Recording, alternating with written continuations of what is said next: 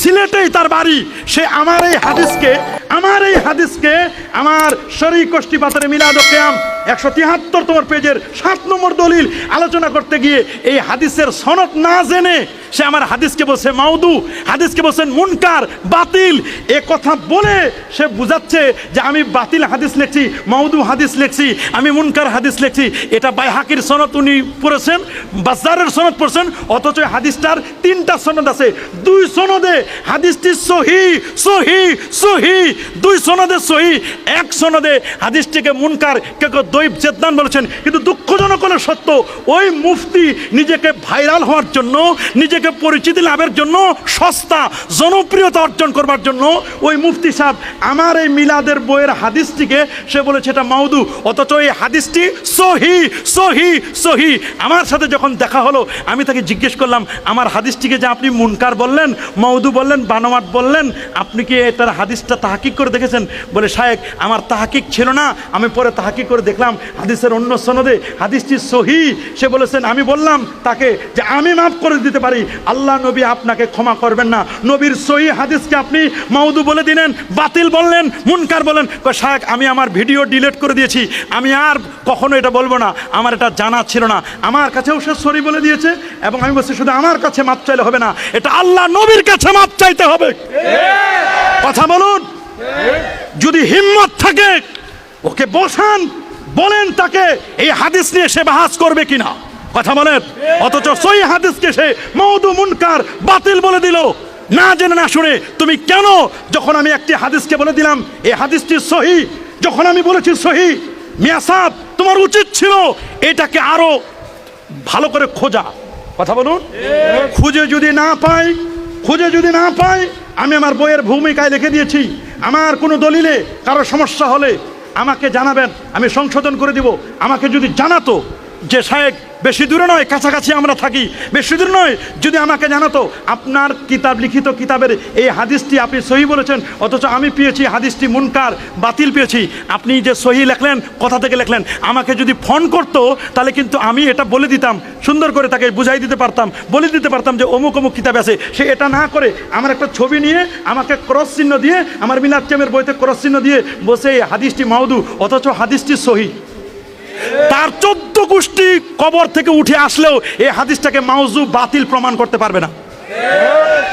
সহি হাদিস, আল্লাহু আকবার বলেন, একটা সহি হাদিসকে যদি বাতিল বলে দেয়, মাউজু বলে দেয়, মুনকার বলে দেয়, তাহলে তার কি শাস্তি? ওই শাস্তি তো তাকে বুঝতে হবে। হাদিসকে যেমন মিথ্যা বললে যেমন শাস্তি, মান কাযাবা আলাইয়া মুতাআম্মিদান ফালিয়াতাবাওয়া মাকআদাহু মিনান নার। মনে রাখবেন, কোনো সহি হাদিসকে মাউজু বলতে যাবেন না, তাহকিক করেন, দেখেন, বুঝেন, শুনেন, তাহলে বুঝতে হবে যে কাজটি করেছে এটার তার উদ্দেশ্য হলো ভাইরাল হওয়া। উদ্দেশ্য কি? কথা বলুন, সস্তা জনপ্রিয়তা অর্জন করা। আপনি যখন আমার তানকিদ করবেন, আমার সমালোচনা করবেন, সমালোচনা করতে গিয়ে আপনাকে বুঝে শুনে সমালোচনা করতে হবে। আমি একটি হাদিসকে সহি বললাম, সে হাদিসটিকে আপনি কেন মুনকার, মাউজু, বাতিল বলেন, আপনার যদি বুঝে না আসে আমাকে ফোন করতে পারতেন।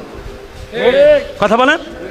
আমি তাকে নসিহত করে দিয়েছি, বাবা এরকম আর কখনো করো না, আলেমদের ব্যাপারে এরকম আর কখনো করবে না, সাবধান সাবধান।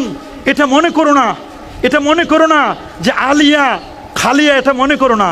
আলিয়ার ছাত্ররা কিছুই পড়ে না তা নয়, আমরা যেমন কওমি পড়া তেমন আলিয়া পড়া। আল্লাহর মেহেরবানি আমাদের রেজাল্ট পত্রিকায় এসেছে, আমরা কখনো গর্ব করতে চাই না। আমাদের রেজাল্ট পেপার, পত্রিকা, টেলিভিশন, ফার্স্ট ক্লাস ফার্স্ট এগুলো আমাদের প্রচারিত হয়েছে। আমরা যেমন কওমি পড়েছি, তেমন আলিয়া পড়েছি, তেমন ইউনিভার্সিটি পড়েছি, ঠিক তেমনিভাবে গবেষণা আমাদের চলমান। মানুষের তো যে কোনো ধরনের আপনার একটি নাম আসতে পারে, আপনি জানেন, আপনি সাথে সাথে ফেসবুকে দিয়ে দিলেন, ইউটিউবে দিয়ে দিলেন, আমার মান ইজ্জতকে ক্ষুণ্ণ করবার জন্য। মানুষ, পাবলিক বুঝবে। এতদিন পর্যন্ত আমি কোনো কথা বলি নাই, যখন দেখলাম যে পাবলিকের কাছে এটা এমনভাবে পৌঁছে যাচ্ছে, মানুষ মনে করবে সত্যি মনে হয় হাদিসটা মাউদু। আল্লাহ নবীর একটা সহি হাদিসকে যারা মাউজু বলতে চায়, আমার কি দায়িত্ব নাই তাদেরকে সচেতন করে দেওয়া? কি বলেন, দায়িত্ব নাই? আমি এতদিন চুপ করেছিলাম, কিছু বলি না, কারণ এটা আমাদের স্বভাব নয়। আমরা একটি প্রতিষ্ঠানের সাথে রিলেটেড, বাংলাদেশের সেরা একটি প্রতিষ্ঠানের সাথে, অন্যতম সেরা যতগুলো প্রতিষ্ঠান আছে তার মধ্যে দারুন নাজাত সিদ্দিকিয়া কামিল মাদ্রাসা।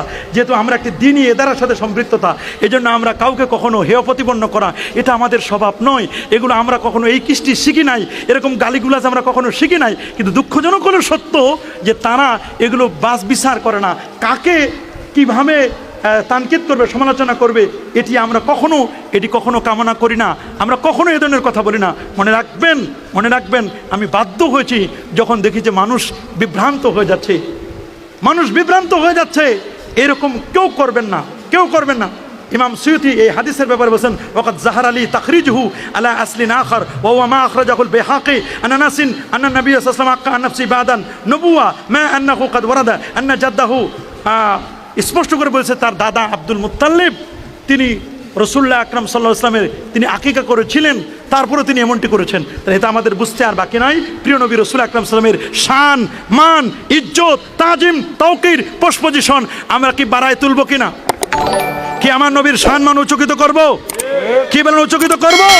আমরা ইনশাআল্লাহ উচ্চকিত করব।